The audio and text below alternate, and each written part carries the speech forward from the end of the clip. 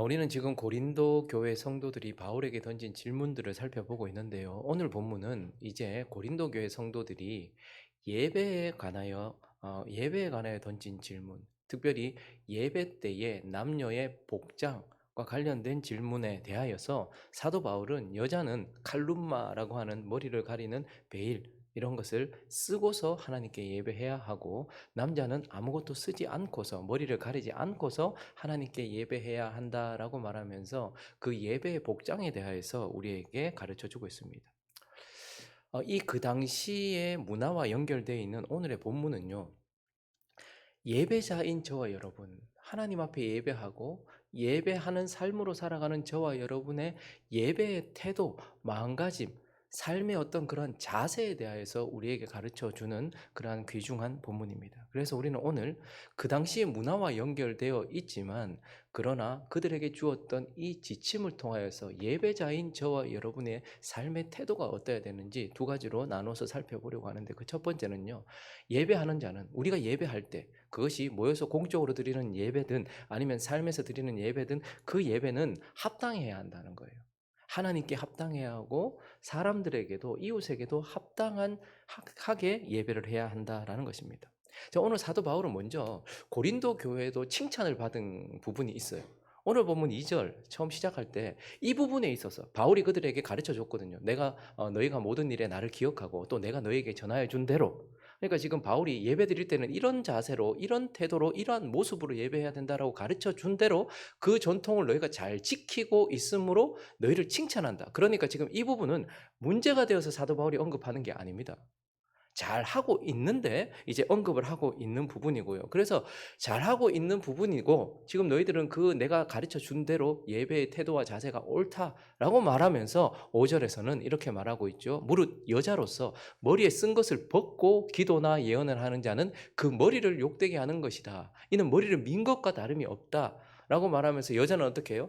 칼룸마라고 하는 이 베일, 이것을 머리에 쓰고서 하나님께 예배하고 삶의 예배를 드려야 된다, 이렇게 말씀하고 있습니다.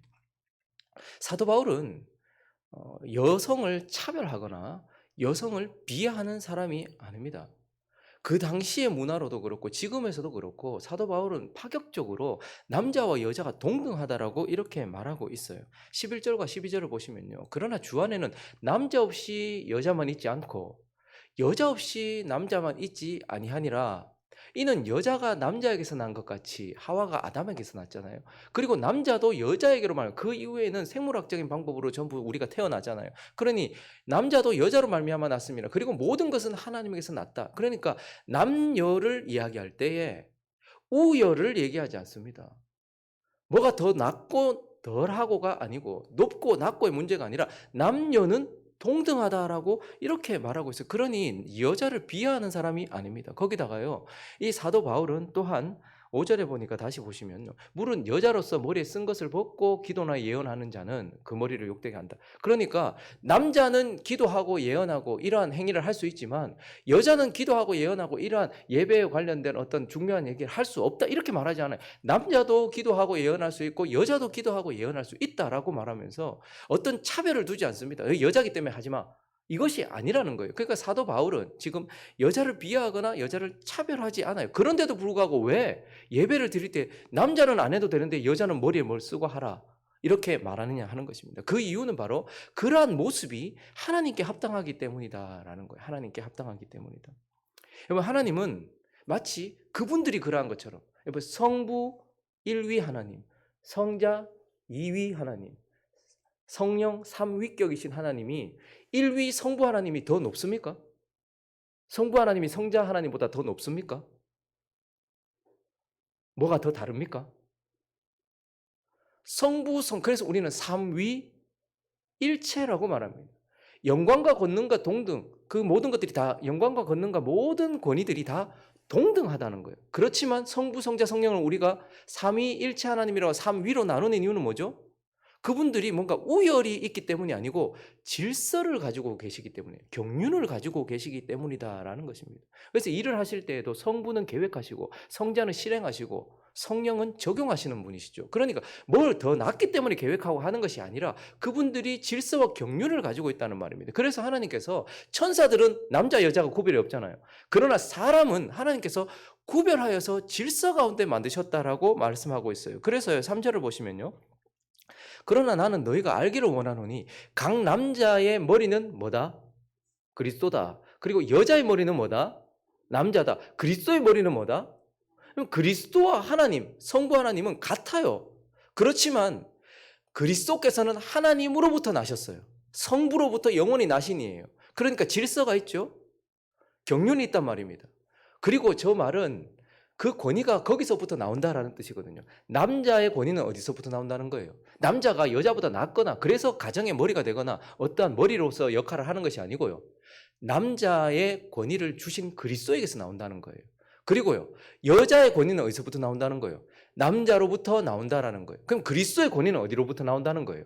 하나님으로부터 나온다는 거예요. 그러니까 그 권위에 대한 이야기이기도 하고 근원에 대한 이야기이기도 한 거예요. 아담은 누구에게서부터 났습니까? 그리스도, 말씀이신 예수 그리스도로부터 났잖아요. 그리고 여자는요, 남자로부터 났잖아요. 갈비뼈를 통하여서 남자로부터 났잖아요. 그리고 그리스도는요, 하나님으로부터 났잖아요. 그러니까 근원에 대한 이야기를 하면서 천사들은 남녀 구별이 없다, 천사들은 그렇다, 성이 없다. 그러나 하나님께서 남자와 여자, 사람을 창조하실 때에는 동등한 자들을 질서 가운데서 창조하셨다라고 그렇게 말씀하고 있고, 그리고 그렇기 때문에 우리 모두는 하나님께서 정하신 질서를 인정하기를 바란다는 거예요. 여러분, 아담이 하와보다 낫기 때문에 하나님께서 그를 머리로 주신 것입니까? 아니에요. 하나님께서 그렇게 정하셨기 때문이에요. 그리고요, 그것을 인정해야 돼요. 그렇기 때문에 여러분, 하와가 죄를 지었는데 하나님 누구한테 벌을 내리십니까? 누구한테 책임을 물으십니까? 아담에게 물으세요. 왜요? 하나님께서 그렇게 질서를 정하셨거든요. 그렇기 때문에 우리의 삶이 거기에 합당하기를 원해요. 그래서 7절부터 10절까지 보시면요, 남자는 하나님의 형상과 영광이니 먼저 지었단 말입니다. 하나님의 형상을 따라서 남자를 먼저 지었단 말입니다. 그렇기 때문에 그 머리를 마땅히 가르지 않거니와 여자는 남자의 영광이 같다라는 거예요. 그리고 남자가 여자에게서 난 것이 아니고 여자가 먼저 남자에게서 났다. 하나님께서 질서를 여자부터 먼저 만드신 게 아니고 남자부터 먼저 만드셨다. 그리고 또 남자가 여자를 위하여 지음 받은 것이 아니고 여자가 남자를 위하여 지음을 받았다. 뭐 덜 하기 때문이거나 그런 것이 아니고 하나님 그렇게 정하셨다라는 거예요. 그러므로 여자는 천사로 말미암아 권세 아래에 있는 표를 그 머리 위에 둘지니라. 아, 질서가 있다라는 것을 보여주는 거예요. 영적으로 그런 걸 보여주는 것이죠. 그렇기 때문에 하나님 지금 뭐라고 말씀하시냐 하면, 여자가 머리를 쓴다라는 것은 그것을 통하여서 하나님의 질서를 인정한다라는 것을 표현하는 태도고, 그리고 그것을 인정한다는 태도고, 그렇게 받아들이면서 살아간다라는 태도이기 때문에 머리에 뭘 써라라고 말하는 거예요. 그렇기 때문에 하나님의 권위를 인정하고 하나님의 질서를 인정하고 하나님의 뜻을 인정하는 그러한 받아들이는 자세가 뭘로 드러나는 거예요? 예배할 때 나는 여자입니다라는 것을 표현함으로써 드러나는 것이고, 그래서 예배할 때에 하나님이 보시기에 합당하게, 하나님이 보시기에 기쁘게, 그리고 하나님께서 정하신 질서와 권위를 인정하는 모습으로 하나님을 예배하는 태도가 바로 여자가 머리에 뭘 쓰는 것이다. 그렇기 때문에 머리에 뭘 써라 라고 말하는 거예요. 그리고요, 또한 이렇게 머리에 뭘 쓰라고 하는 것은 그 당시 그 시대를 살고 있었던 모든 사람들, 그들에게 이웃에게도 합당한 것이기 때문에 그랬어요. 여러분, 그 당시 문화 속에 로마, 그리스, 그 당시 그 시대의 문화 속에서 여자가 머리에 뭘 쓴다라는 것은 뭘 의미했냐면 매우 정숙한 여인이다. 그리고 한 남편의 아내이다라는 것을 드러냈습니다. 그렇기 때문에 여자가 뭘 쓰고 있으면, 머리에 이렇게 베일을 칼룸마를 하고 있으면, 아, 저 여자는 참 정숙한 여인이구나, 현숙한 여인이구나, 남편에게 사랑받는 여인이구나 하는 것을 표현했단 말이에요. 그러면 그 당시에 이 머리에 뭘 쓰지 않고 있는 여자들이 있었나? 많았어요. 근데 그 중에 대표적인 사람들이 어떤 사람이었냐 하면, 그 우상 숭배하는 신전에서 예배를 집전하던 여사제들, 그러한 사람들은 머리에 뭘 쓰지 않았습니다. 여자들은. 그리고 헤타이라라는, 그러니까 우리로 말하면 고급 정부예요. 그러니까 그냥 창녀가 아니고요, 높은 지위에 있거나 돈 많은 사람들과 함께 하면서 그 사람들의 그런 뭐 첩같이 그렇게 몸을 팔던, 그러니까 고급 창녀, 그런 여인들도 머리에 뭘 쓰지 않았어요.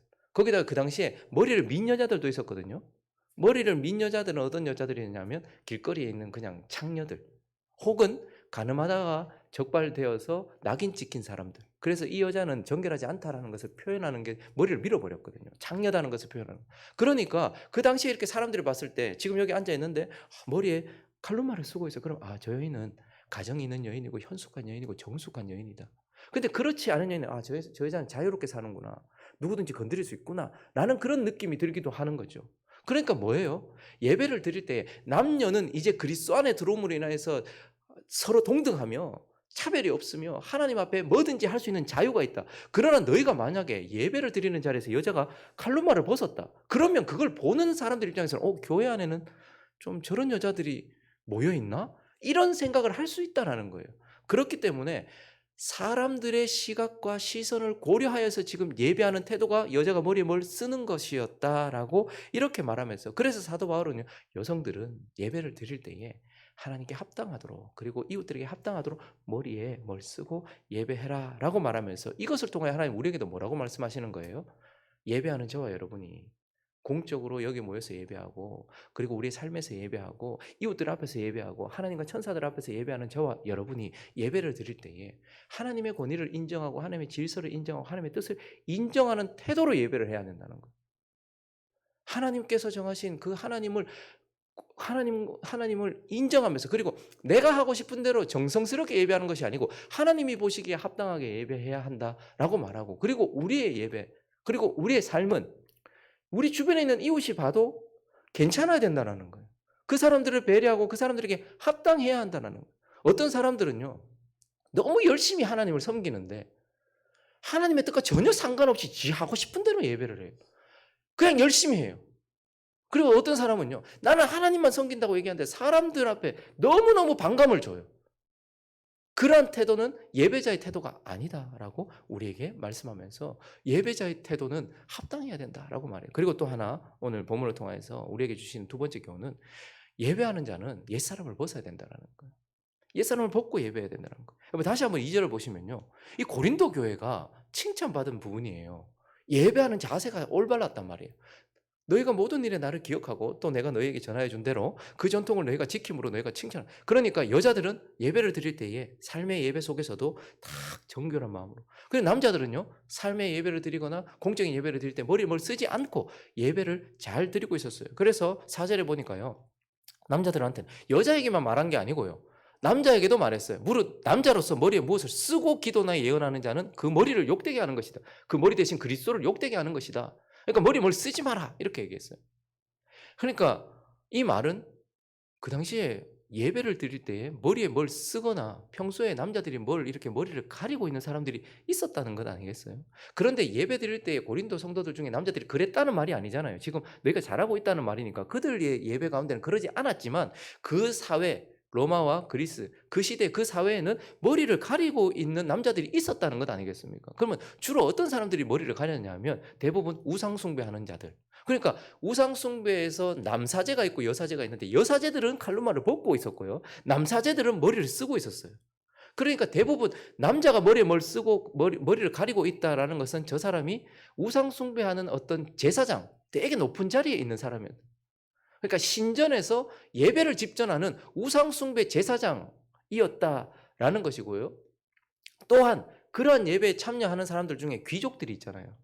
권 있는 사람들, 높은 지체를 가진 사람들, 이러한 사람들도 제사장처럼 거기에 예배에 집전했을 때 자기의 신분을 달리하고, 그리고 나는 이 신에게 나를 바친다라는 의미로서 높은 지위에 있는 남자들은 그 예배할 때 머리에 뭘 썼단 말입니다. 그리고 또 머리에 뭘 쓰는 사람들이 있었어요. 누구였냐면 각 곳에 흩어져 있었던 유대인들 중에 율법에 매여 있는 자들, 율법주의자들은 머리에 뭘 썼어요. 근데 그건 나쁜 의미가 아니었어요. 구약시대의 유대인들은요, 그 전통에 의하면 하나님께 나아갈 때, 예배할 때 머리에 이렇게 머리를 가렸단 말이에요. 왜냐하면 죄인된 우리가 어찌 감히 하나님을 바라보며 하나님 앞에 나아갈 수 있느냐, 그런 의미로 머리를 가렸단 말입니다. 그러나 이제 예수 그리스도로 말미암아서 휘장이 열려졌고, 그분으로 말미암아 우리가 구원을 받아, 그분으로 말미암아 죄 사함을 받아서 우리는 하나님께 나아갈 수 있는 은혜를 얻었잖아요. 그러니까 더 이상 그 율법에 매일 필요가 없는데, 그러나 유대인들은, 그렇게 율법에 매여 있는 사람들은 머리에 뭘 썼단 말이에요. 자, 그러니까 만약에 예배의 자리에서 어떤 남자가 머리에 뭘 쓰고 지금 앉아 있다. 그건 뭘 뜻하는 것일까요? 자기의 신분, 그리스도로만 자랑하는 것이 아니라 자기가 귀족이다, 혹은 높은 위치에 있다, 자기가 부유하다라는 것을 드러내고자 하는, 자기를 자랑하고자 하는 그런 자아의 발현일 수 있는 거예요. 그래서 저 사람 사회적으로 보면 머리에 뭘 쓰고 있으면, 뭐 예배 자리나 뭐 신을 섬기는 자리에 뭘 쓰고 있으면 되게 높은 뭐 그런 고위 관직자거나 아니면 돈이 많은 사람이거나 그렇구나. 근데 그걸 은근히 드러내고자 하는 그런 마음이었을 수 있지만, 더 많은 것은 옛사람의 습관에 매여서 그렇게 예배를 했다라는 거예요. 머리에 뭘 쓰는 것은 이전에 우상을 섬길 때나 이전에 그리스도로서 하나님께 나아가지 않을 때의 그러한 옛 습관이 그들에게 역사하여서 그렇게 나아갔다는 거예요. 그렇기 때문에 오늘 사도 바울은 남자에게 뭘 쓰지 마라. 왜? 4절에 보니까요. 다시 한번 보십시오. 4절. 물은 남자로서 머리에 뭘 쓰면 누구를 욕되게 한다는 거예요. 자기가 욕된 게 아니고 누구를 욕되게 한대요. 그 머리를 욕되게 한대요. 그러니까 그리스도께서 십자가에서 죽으시고 부활하시고 우리에게 성령 주시고 은혜를 주셔서 이제는 우리는 하나님께 나아갈 수 있는데, 그런데 머리에 뭘 씀으로 인하여서 하나님께서 하신 그 모든 일들을 무효화시키고 마치 여전히 그리스도의 역사가 없었던 것처럼, 십자가 없었던 것처럼 나아가는 것, 그러한 것은 그리스도를 욕되게 하는 것이고, 7절도 보시면요, 남자는 하나님의 형상이다. 그래서 하나님께서 십자가를 통하여 우리 하나님의 형상을 회복하신 거잖아요, 지금. 그렇기 때문에 그렇게 살아갈 수 있도록 하나님께서 하신 것인데, 만약에 누군가가 머리에 뭘 쓴다면 그 사람은 마치 자기를 그리스도가 아닌 그 무엇으로 자랑하고자 하는 그런 자아의 발현이었거나, 아니면 대부분 옛 습관을 따라서 옛 습관을 벗어버리지 못한 채에 그렇게 예배를 하고 있는 모습이었기 때문에 그렇다라는 거예요. 그래서 골로새서 3장에 보시면요, 너희가 서로 거짓말하지 말라. 옛사람과 그 행위를 벗어버리고 새 사람을 어떻게 해요? 입으라 말합니까? 입었다 말합니까? 입었다. 그리스도의 십자가는 우리로 새 사람이 되게 했다라고 말해요. 그렇지만 동시에 그러니까 믿음으로 에베소서 4장으로 넘어가 보시면요, 너희는 유혹의 욕심을 따라 썩어져가는 구습을 따르는 옛사람을 또 어떻게 하라는 거예요?